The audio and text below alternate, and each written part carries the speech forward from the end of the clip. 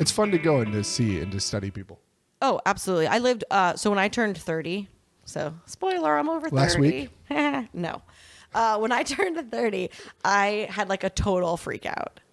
The kind where you're like, I don't know what I'm doing. I have to leave, blah, blah, blah. I want to die, you know, like that. Just really stupid, predictable freak out. But instead of doing like all those self-destructive things, I said I needed a break. And so I told my parents, I was like, I'm going to go to Europe. And they're like, how? And I was like, I'm going to cash in any bat mitzvah bonds that are left over. And I went on Craigslist and I typed in LA housing swap to Paris. And there were two options. One seemed real creepy and definitely not the safe choice to go with. And the other one just was this dude who was like, I'm a school teacher and I want to come to LA and I have this 1-bedroom apartment in Paris. And I just, on my gut, emailed him and we started chatting and we did some Skyping, and he didn't seem like a serial killer. And I guess I seemed normal enough to him. And we drew up like a little contract and we swapped for 3 months. He That's came amazing. and lived in my apartment in LA and I lived in his apartment in Paris. That's so fucking cool. Yeah. And it was amazing. That's amazing. It was just the greatest time I've ever had. I went alone. I didn't know anybody there. I tried to learn French in like the 2 months prior. And I did pretty well. Like I could really understand it a lot better than I could speak it. But when I got to Paris, I was so afraid. And it's funny because like I studied abroad and I've traveled internationally before, but never totally on my own. And I was really afraid of it, but it was really empowering, except for the first week, I would say. The first week, I didn't speak a single word to another human being for almost 7 days straight. I was terrified to use my French. So I would point. I would just, all I ever said, I think, was like bonjour and like oui. Like, why don't you just speak English? Because I know that I'd been to Paris before, that the French really want you to attempt French with them. Yeah. They really appreciate that more. If you just come at them with English, they're going to either pretend they don't speak it or be rude. Yeah.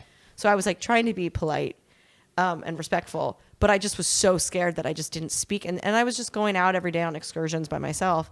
So I just literally didn't talk to anybody. What was the cause of this freak out? Was it just the number 30? Or was it something going on in your career?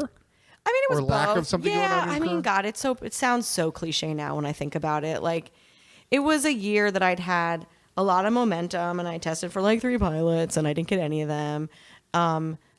And it made me, and then I had like a bout of jealousy with some other people in my lives who were doing well. And I like felt that real for the first time. And I was like, ugh, this feels disgusting. I hate this. Yeah. So I need to go away.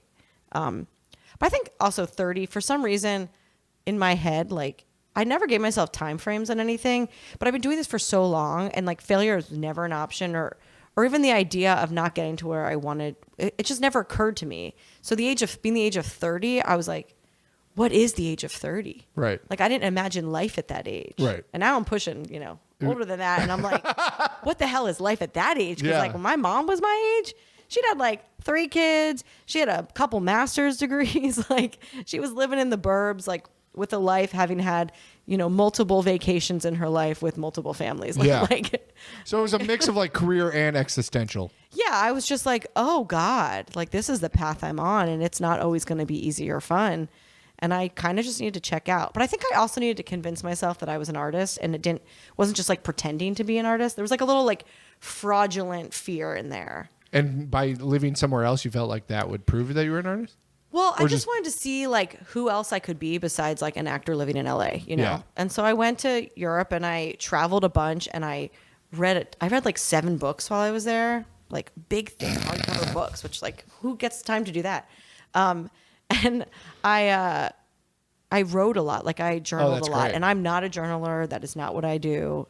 And I just got really clear with my feelings. I was confronting like a lot of things with that time alone that I hadn't confronted before, realizing like I'd surrounded myself by people for most of my life, like being a very social person and growing up in the entertainment industry. Like I was always around people and in groups of people, and to just be alone, kind of figuring that out. Super alone because you're in an unknown culture. Yeah. And I'm, living alone in an apartment in a city I don't really know that well, with a language I don't really understand. And I kind of made my own little like rituals and routines there that I would do every day that would help get me out and engross me in like the world I was there. But I found this really cool website I don't even remember what it's called. It's something like My Little Paris. I don't know if it still exists, but it basically would give you these little updates or like flashes of these like underground pop-up artist dinner parties that would happen all over the city. Yeah. And so you'd go like to an email and you tell them what kind of artist you were. And so I said, I'm an actor and a writer.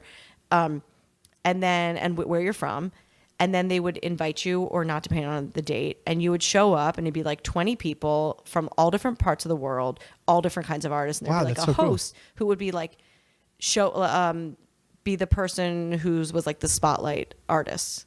And I went to like a bunch of these. I met this really awesome chick who's basically like, she's a TV writer in Israel, and she's basically like the equivalent of writing for Friends, but in Israel. Oh, wow. Super cool girl. And we hit it off right away, and we're like talking, and like I learned so much from her because she was, in the army and did like that whole life in Israel. She was really interesting. I met this other girl who was a bit younger than me. Turned out her and I actually had friends in common because she was from New York. Small world. It was such a small world. And she's like a large scale installation artist. Okay. Yeah, I met like chefs. I met poets. I befriended these two Canadian women, or one was Canadian, one was from I think Maine, and one was a poet and one was a photographer. And we would like have these meetups, and we'd like meet up and like go around the city, and that's super cool. It was just really cool. And I didn't tell anyone I was an actor. I kind of like was living the writer life there. Yeah. Because the second you say, oh, I'm from Los Angeles and I'm an actor on TV, they're like, what shows have you been on? And I just like didn't feel like listing my resume to people, because if you say you're on a show, then they assume like the lead of that show and you're best friends. And like I just like wasn't in the mood for those conversations. That's fair. So I just like. That's super cool. I have this untested theory that every 5 years you need something big or some big change in your life. Whether that's like getting married or having a kid or moving or whatever. Yeah, I think that's probably true. And I feel like for a lot of people that hits right around 30, because that's like when I started traveling internationally too, was around 30. It was just like, I'm sick of just doing the same thing. I need to see the world and stuff. It was a really good shakeup for me.